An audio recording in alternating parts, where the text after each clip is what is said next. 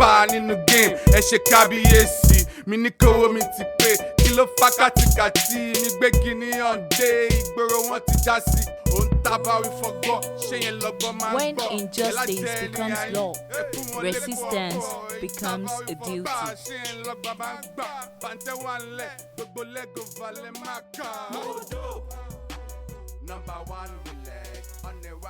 Good day, everyone. You're welcome to another episode of The Positive Moment with Victoria. If you're joining us for the first time today, kindly follow us on all our social media handles, on Facebook, on Instagram, on Twitter at PME_music1, and also subscribe to our YouTube channel PME_music TV in order to get more content and notifications anytime we post a new video, and for you to get more information about the positive music entertainment. On The Positive Moment, we have dropped quite a number of episodes. You can always check them out after listening to this particular podcast. Check out our previous podcast, and you can also go to our YouTube channel to see some of our previous podcasts. We have them on YouTube, and you can do well to drop your voice. You can also visit our YouTube channel to listen to some of our previous podcasts, and as well drop your comments. It will be a great honor to read your comments. I'll be in the comment section. So today we discuss something very crucial that concerns everybody. It's very possible that you have not experienced it personally, or someone you know, or maybe your family member, your sibling, or anyone might not have experienced it personally, but you must have heard about other people's experiences. You must have read about other people's experiences. You must have seen it on social media, and and what is it that we're talking about today? We're talking about the police brutality in Nigeria and the End Sars protest. So last week we celebrated the Black History Month last week on our show, and we spoke extensively about the black people in America, the African Americans, and the police brutality and all of that. So if you can recall, I mentioned that we have our own issues in Nigeria too, and this is one of the major issues we have in Nigeria. Yeah, we have Boko Haram that we're dealing with, insecurity. We have the Fulani Etzme, and so many things happening, armed robbery here and there, kidnap and all of that. So it baffles me that we still have to deal with police brutality, SARS brutality in Nigeria in 2021. Young people cannot just move freely without being harassed in their own country. When black people are being harassed in the Western world, in the United States of America, for example, we can still find an excuse. We can still box it into a corner that okay, they are black. Fine, that is not enough reason, but we can still find something. We can still attach it to something. But what do we now say about black people being harassed by their fellow black people in their black country? Like, we are on our father's land and we're still being harassed. Like, it has been a very serious issue. And last year there was a massive protest like never before. That was not the first time that a protest would be staged in Nigeria, but last year it really came out massive because people were united. Young people came out in mass. Majority of them left their daily job, they left their work, left their offices. There were even employers that gave their staff days off just for them to join the protest. Like, there was unity, everybody was in one accord and united. That's the End Sars protest started from the social media, Twitter to be specific. It started with that the usual hashtag End Sars, End Sars, End Sars, End Sars, and from there it became a physical protest. People gathered in different parts of Nigeria to protest against police and SARS brutality, because it's not just about young people being harassed. It's not just about that. People are actually getting killed by the law enforcement officials that are supposed to be protecting us. People are getting killed. Sometimes they will say it's an accident, sometimes they'll say stray bullets, sometimes it's even not an accident, not stray bullet, it's intentional. They extort young people, they harass them, especially anyone who has who has a ride, or probably is someone who dresses nice or owns an iPhone. It's is it an offense to own an iPhone in Nigeria? Like, it's that serious. And so a lot of people are already tired of, young people. So they came out, because let's talk about it. In Nigeria, we have a lot of young minds, innovative minds, creative minds in Nigeria that are doing their. We cannot rule out the fact that there are a lot of fraudsters. We cannot rule out the fact that there are a lot of people doing things and getting money illegally. We cannot rule that out. But at the same time, there are a lot of people doing things legally in Nigeria, and they are making their money, clean money.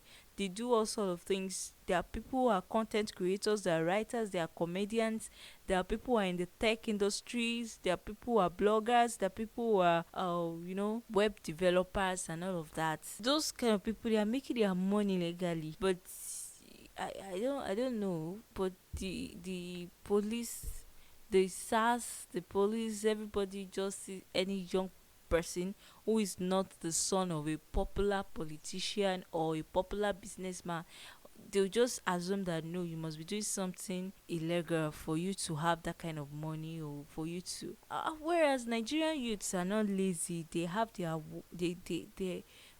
creative setup. That's why you see a lot of Nigerians travel out of the country, and they are doing well for themselves, because the Nigerians are naturally very creative and innovative. So anywhere they get to, they find it easy to unleash their potentials, because even the environment is favoring them unlike their home country. So it's easy for them to blend and to do great things even outside of the country. So in the End Sars protest, there was unity, like I said. In fact, it was so organized that they had there was a radio station dedicated for the End Sars protest. They called it Sorosoke Radio.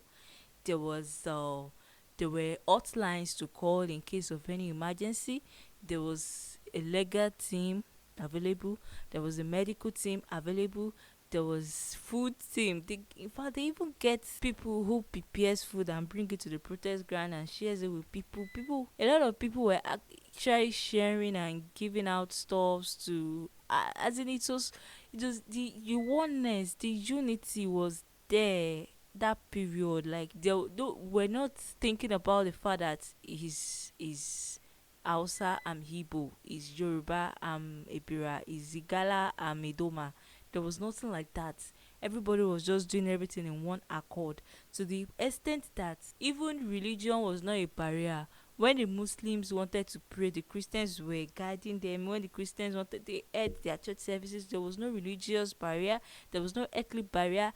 Everybody was just doing their thing in one voice, in one accord, fighting the same cause. End Sars. Well, in the process, a lot of things happened. Lives were lost. Some people died on the protest ground. Some people died out of their own personal carelessness, like somebody who fell off a moving vehicle and all of those things. Youthful exuberance. Yeah, because at some point, the End Sars protest almost became a carnival, and at some point, we were losing focus, but came back on track. And also, there were lives that were lost due to the infiltration of the hoodlums. The hoodlums were introduced. A lot of personal opinions said the hoodlums were introduced by some set of people in government. That is what people are saying on social media. That is what we see. Nobody is saying whether it's true or it's false, but it's what we see on social media that we're talking about. So a lot of things happened, and a lot of lives were lost, and it was a serious one. But the height of it all was the Lekki Toll gate incident. Wow. So that particular day, the 28th of October 2020, the government of Lagos State already declared the curfew. Okay. And the curfew was supposed to start by 9 p.m. It was earlier than 9 p.m., but later on, it was announced that the curfew was supposed to start by 9 p.m. But before 9 p.m., there were already soldiers on the protest ground at the Lekki Toll Gate. There were already gunshots and all of that. And even if the law enforcement officials were trying to enforce the curfew law and rules and all of that, the penalty for defying a curfew law, it's not for them to be shot or anything like that. although there were a lot of things that went on after the Lekki Toll incident, Nigerian government refused to acknowledge that there was a shooting, and even the army were actually saying things that were contradictory. Initially, they said they were not at the protest ground. Later on, they said they were there, but they did not fire. Later on, they said they fire, but they fire rubber bullets. Like, why were they saying different?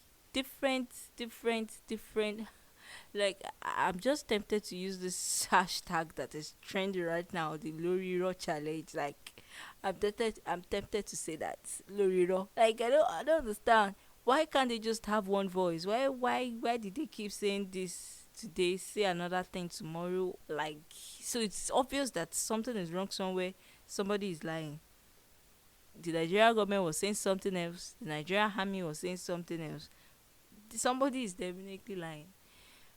Well, the Lekki toll gate came, and it was a very serious issue, and that was almost like it became the end of the protest. It almost became, because after the Lekki toll gate incident, there was a lot of violence. There were a lot of discovery that were made, the palliative discoveries, the burning of TV stations, attacking people, burning down houses, looting palliatives, invading the Oba of Lagos palace, and all of that. So it just watered down the effort of everybody that have been crying out for the it watered down the effort of everyone who has been shouting End Sars, because now the government now has a reason to they have a reason to arrest people who protest. They have something to hold on to, because they were saying it has become violent, that it's no longer a peaceful protest. But initially, it was a very peaceful protest before some hoodlums were introduced. We don't know where they came from. I don't want to just say this is it. From what we see, I'm just talking based on what we see on social media. Nobody is saying whether it's right, it's wrong, it's correct, it's not correct. That's not the focus. I'm just saying what I saw, what I read, what we all saw, what we all read on social media. Okay, so we thought everything was over, but then a judicial panel was introduced. They said it's the End Sars panel, like people who were at the forefront of the End Sars protests were on the panel, and the panel was actually established in different states across Nigeria. And in Lagos, we have some of the popular End Sars frontiers on social media. We have them on that platform. But during the process, we also heard that their accounts were frozen by the Central Bank of Nigeria. That the court actually ordered their accounts to be frozen. Like, where was it? Because they felt like these people are so organized, and whatever they say their mind to do, they can do, because they have seen that the youth in Nigeria can have one voice irrespective of religion and ethnicity. Is that why? Really? Is that why? I don't know. But the accounts were frozen. For since October 2020. This is February 2021, and some of those influencers had their passports seized at the airport when they were trying to travel to Nigeria. So it's that serious. So even after the End Sars protest, a lot of people were arrested for inciting violence. And is it that Nigerian government is trying to silence the youth, like just trying to make everybody keep quiet? Just keep quiet, because they said they actually disbanded the SARS and introduced the SWAT. Whether SARS or SWAT or whatever, everything is still in operation. Even the SARS has not been disbanded. They are still in operation. So what are we talking about? Now? Anyway, we're talking about seizing passports and freezing back accounts. A human rights activist, the popular human rights activist Mr. Femi Falana, stood up for these protesters who got their accounts freezed, and the court has ordered for CBN to unfreeze the bank accounts. This just happened. I think it just happened yesterday. Yes, just happened yesterday. So their accounts have been unfreezed, and this is also coming up now when the Nigeria youth are planning to start another protest. This is because the Lekki toll gate, which is still supposed to be under investigation of whether there were gunshots, whether people died, whether people were killed, whether there was a massacre indeed. Everything is still under investigation, and now they are saying they want to reopen the Lekki Toll gate. There was actually they actually voted, the people on the judicial panel, the persons on the judicial panel in Lagos actually voted, and about 4 of them voted against reopening of the toll gate, while 5 of them voted for reopening of the toll gate. Now, the Nigerian youth are not pleased with this development, because this Lekki toll gate is still supposed to be under investigation. Are you now saying everything has just gone down the drain like that? They will just reopen the Lekki toll gate and everything will become normal? So that was why the Occupy Nigeria hashtag started trending again on Twitter. Like, the, everybody was planning. They started planning again for another protest that no, Lekki toll gate will not be reopened. Why another group of people are now saying, we want to defend Lagos, so that these people that want to start another protest, they are going to start violence. Lagos is our father's land. Lagos will not be destroyed. This and this and this and that. Some people are making it political, and they want to incite Lagosians against themselves and all of that. So that we have 2 factions, the Occupy Nigeria faction and the Defend Lagos faction. The Occupy Nigeria faction are those ones who wants to start another End Sars protest, while the Defend Lagos are those ones that want to counter the protesters. Now the thing is, if both of them actually come out on the 13th of February like a planned, if they actually come out to protest on that day while the Occupy Nigerians are protesting, is it that the Defend Lagos too will start protesting against them, or what? Is it going to be like a battle or a war? They'll face each other. I don't know. I don't know what they have in mind. But in fact, right now, it's just so confusing. Now, another funny thing that happened today is that there was chaos going on at Obalende in Lagos, and at a place very close to a police station. And according to reports that we gathered on social media, they said the police officer did not even bother to interfere and all of that. Although somebody said the police officers are not being treated rightly as they should be treated, that some of them find it difficult to lay down their lives, because they just feel like it's not worth it. Well, I don't know. That might be true, but at the same time, violence was actually occurring in front of a police station and there was no police officer in sight. Then a group of people actually said that it's just a strategy, like during the End Sars protest when the hoodlums intercepted the peaceful protest, and at the end of the day there was curfew and everything went down the drain. That's what they're trying to do, so that there will be a reason to declare a curfew, so that nobody will be able to come out to protest on Saturday. And maybe that's the plan. Loto, we really don't know. That might be the plan, and that might not. It might just be a coincidence.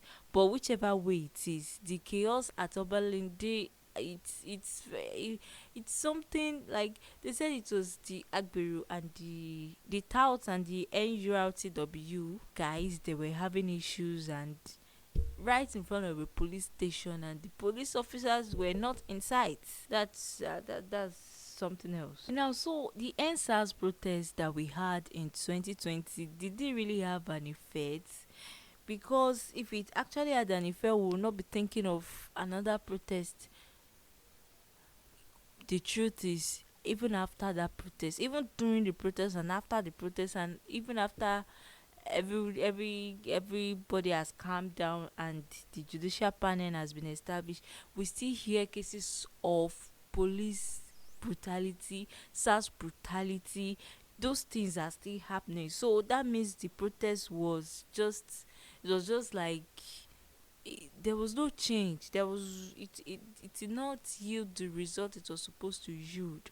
Although we all understood that a lot of things happened, hoodlums intercepted, everything became violent and all of that. But still, in 2021, we should not be talking about police brutality anymore. This is just like humanity against woman. Like, how can you be a black man and you're being oppressed by your fellow black man in your own black country. Like, we should move past this already. Now, I don't know if another protest is advisable, or if it's not even about being advisable. I don't know if it can yield yield the desired results. I don't know if this protest will yield the desired result, but I just believe that we should not just get ready for 2023. We should be ready to kick out the same set of leaders that we have been having. Let's just try someone new. Let's just try someone younger, and just, Nigeria. I believe in Nigeria. Nigeria is still gonna be great if we continue to be united like we were during the End Sars protest. Because right now, especially on social media, everybody has started becoming divided. So people have started trying to be religious. They are all those our old. They know how to do their things, that they will try to. They could not get us during the End Sars protest. Now they want to either use religion or ethnic. Before you know it, they will just incite the Yoruba people against the Igbo people. Before you know it, they will incite the Muslims against the Christians, and everybody will just become loyal to their ethnic group or loyal to their religion, and will no longer be in one voice. But if we can still be in that one voice, that one accord, and not allow our ethnic group or our religion to affect our decision, our oneness, we are actually going to make impact in this country as youth. And in 2023, we can kick out the leaders that we don't want, and we can bring in the leaders that we want. Now, let me ask you one question. Do you have your PVC against 2023, or you are team Canada? Nigeria is still going to be a great country, so all of you that are running to Canada, you still run back. So please get your PVC ready. Get your PVC ready towards 2023. And if you have not gotten it, you can, once the registration starts, because I know the registration will start by 2022.